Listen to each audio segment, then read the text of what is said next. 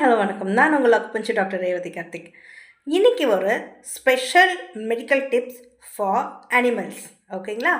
மனிதருக்கு மாத்திரமல்ல, விலங்குகளுக்கும் அக்குபஞ்சர் உரியதே. ஸோ இந்த அக்குபஞ்சர் சிகிச்சை மூலயமா நம்ம மனிதர்களை மட்டும்தான் காப்பாற்ற முடியும்னு இத்தனை நாளாக நினச்சிட்டு இருந்தோம்.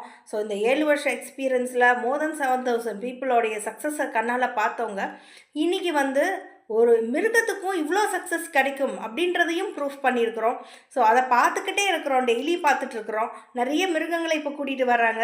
இல்லை இந்த சென்ஸ் நம்ம பெட் டாக், பெட் கேட், குட்டி குட்டி குருவிங்க, அதுக்கப்புறம் என்ன யானை தான் இன்னும் வரலை. சரிங்களா? யானையெல்லாம் நம்ம விசிட்டுக்கு போகணும்னு நான் நினைக்கிறேன். சரிங்களா?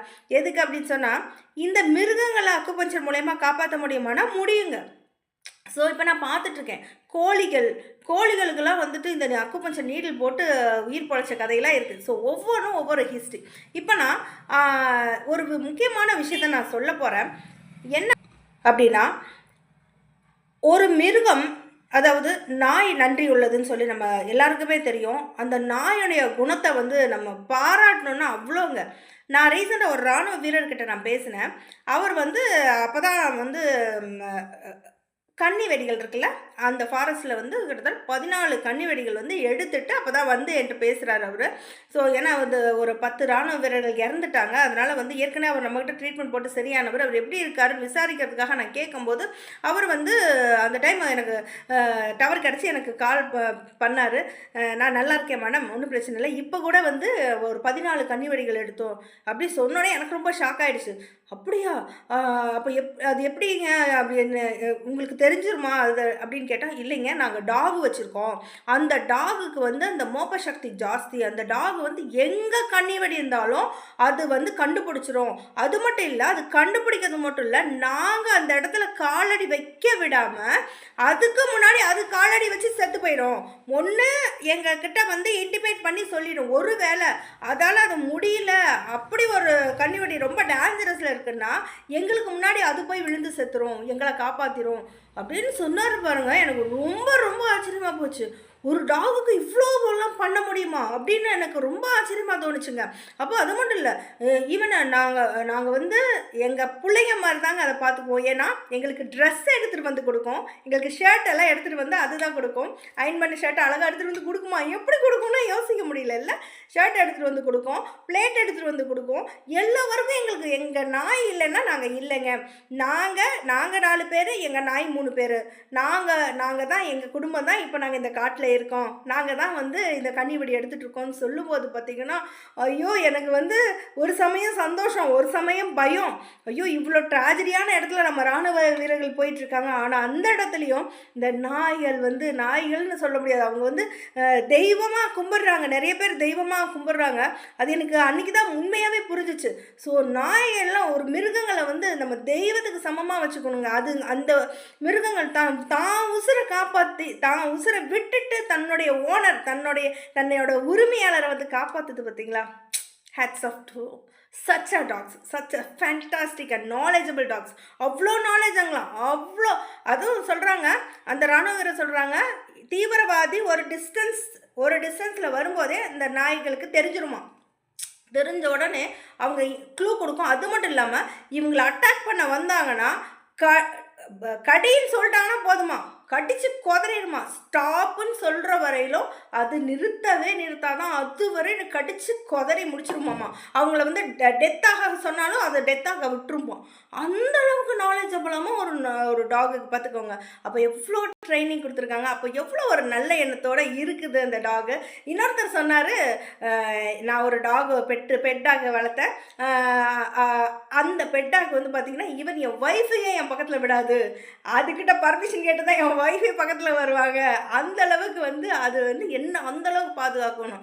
ஆனால் என்ன ஆச்சு தெரியுங்களா, அவங்கள ஒரு நாள் அவங்களோட ஏதோ விரோதிங்க இவங்களை அட்டாக் பண்ண வரும்போது அது போய் அதுக்கு பதிலாக இந்த நாய் அவங்கள காப்பாற்றுற போது ஏதோ அடிபட்டு இறந்துருச்சு. வேணும்னே அவங்க அந்த நாயை ஏன்னா இந்த நாயை தாண்டி தான் அவங்கள தொட முடியுன்றதுனால அந்த நாயை கொன்னுட்டு அதுக்கப்புறம் பார்த்தீங்கன்னா அவங்க ஆள் எங்கே போனாங்கன்னே தெரியல. ஆனால் அந்த நாய் என்ன அவங்கள பண்ணுச்சுன்னு தெரியல அவங்களுக்கு.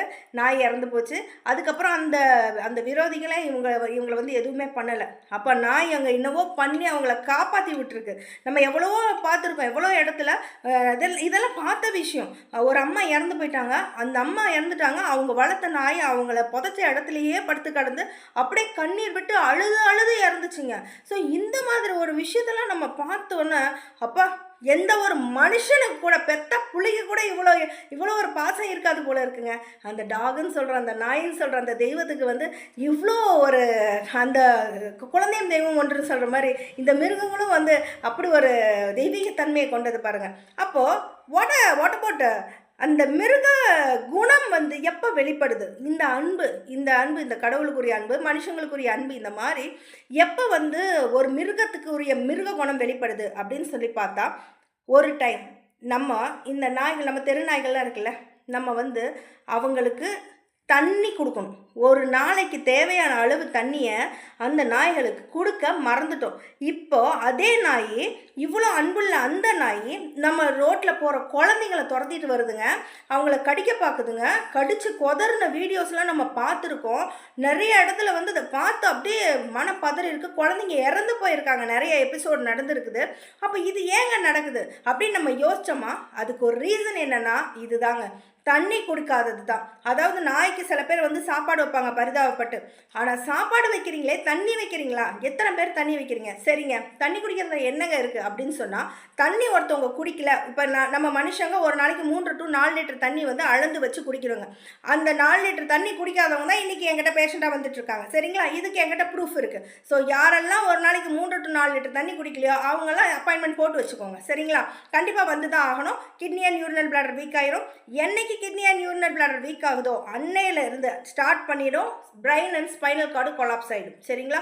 பிரெயின் அண்ட் ஸ்பைனல் கார்டுன்றது தான் நம்மளோட பாடியோட central nervous system composed of brain and spinal cord. அப்போது இந்த ரெண்டும் நம்ம 12 உறுப்புகளுடைய, அதாவது மொத்தமாக 12 உறுப்பு இருக்குது. அதில் வந்து தாய் தந்தை அப்படின்னா யாருன்னா அந்த பிரெயின் அண்ட் ஸ்பைனல் கார்டு. அவங்க தான் அப்பா அம்மா போல் மற்ற உறுப்புகளை எல்லாத்தையும் அழகாக மெயின்டெனன்ஸ் பண்ணக்கூடிய அந்த பிரெயின் அண்ட் ஸ்பைனல் கார்டு தான் ஒரு தாய் தந்தைக்கு ஈக்குவலண்ட்டாக ஒரு உடம்புல வந்து சர்வ் பண்ணுறாங்க. அப்போது கிட்னி அண்ட் யூரினல் பிளாடர்ன்றது அந்த பிரெயின் அண்ட் ஸ்பைனல் கார்டோட செல்ல குழந்தைங்க. எல்லா வீட்லேயும் 10 குழந்தை இருந்தாலும் அதில் ஒருத்தரோ 2 பேரோ செல்ல குழந்தைங்க இருக்கிற மாதிரி இவங்க தான் செல்ல குழந்தைங்க. ஏன்னா அந்த கிட்னி அண்ட் யூரினல் பிளாடர் தான் ஒட்டுமொத்த 12 ஆர்கனுக்கும் தண்ணி சப்ளை பண்ணக்கூடியது. சரிங்களா? அப்போது தண்ணி இல்லைன்னா எந்த உறுப்பாலையாச்சும் இயங்க முடியுமா? முடியாது இல்லைங்களா? அந்த ஒரே ஒரு ரீசன்னால அந்த பிரெயின் அண்ட் ஸ்பைனல் கார்டு வந்து இமீடியட்டாக போய் கிட்னி அண்ட் யூரினல் பிளாடரை காப்பாற்ற பார்க்கும். அதை காப்பாற்றுறதுக்காக தான் உசுரை கொடுத்து காப்பாற்றுன்ற மாதிரி தன்னுடைய ஒட்டுமொத்த எனர்ஜியும் கொடுத்துரும் கிட்னி யூரினல் பிளாடருக்கு. அப்படி கொடுத்துட்டு தனக்கு எந்த எனர்ஜியும் இல்லாமல் அந்த 2 ஆர்கனும் ரொம்ப லேக்காகி போகிறனால என்ன ஆகுதுன்னா கன்ஃபியூஷன் வருது. அந்த கன்ஃபியூஷன் வரனால தான் நாய்க்கு தன்னுடைய தன்மையை விட்டு இழந்து போயிடுது. தன்னுடைய அன்புள்ள குணத்தை வந்து மாற்றிட்டு அதனுடைய ஒரிஜினல் மிருக குணம், அந்த மிருக குணம் வந்துடுது. ஒரு வெறித்தன்மை வந்துடுது.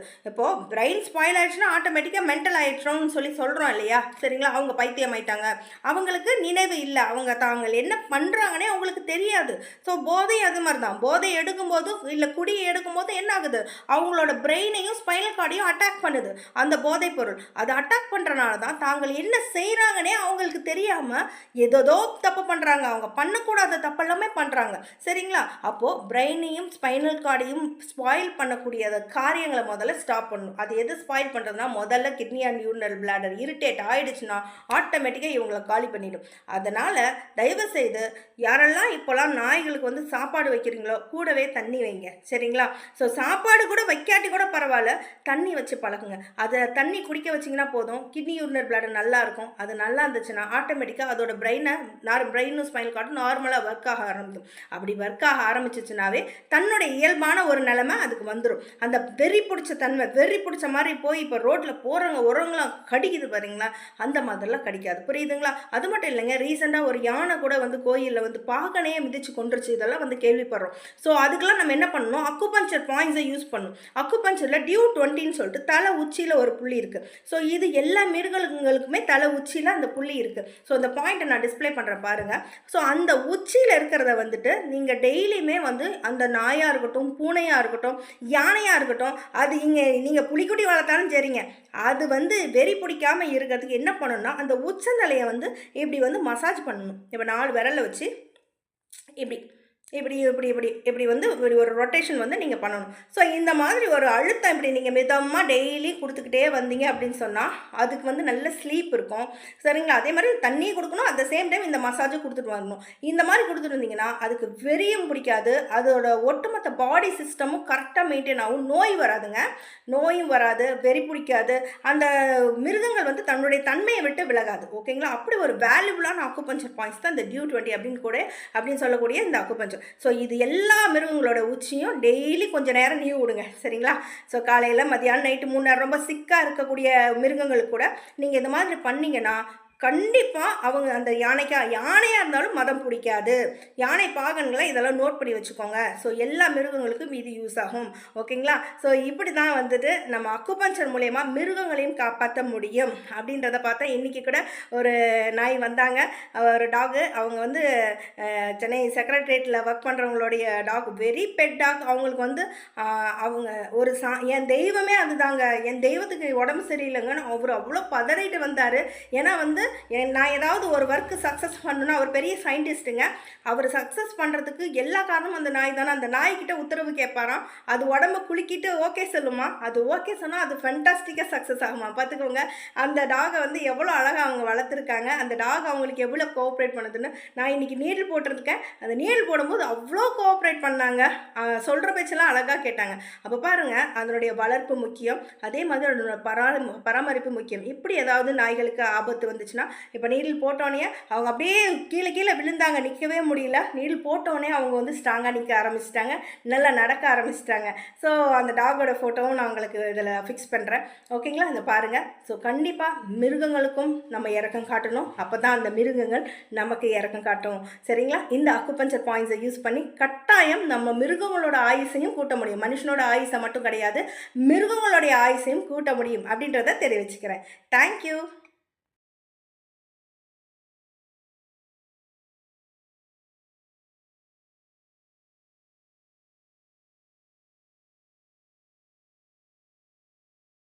நீரில் போட்டுட்டு பாருங்களேன், சூப்பர் ரெக்கவரி இருக்கும் சார். நம்ம தூங்குறத வச்சு ஒவ்வொரு பக்கம் தண்ணி குடிக்கிறீங்க சார்? தண்ணி பிடிச்சி கொடுங்க, தண்ணி குடிக்க வைங்க.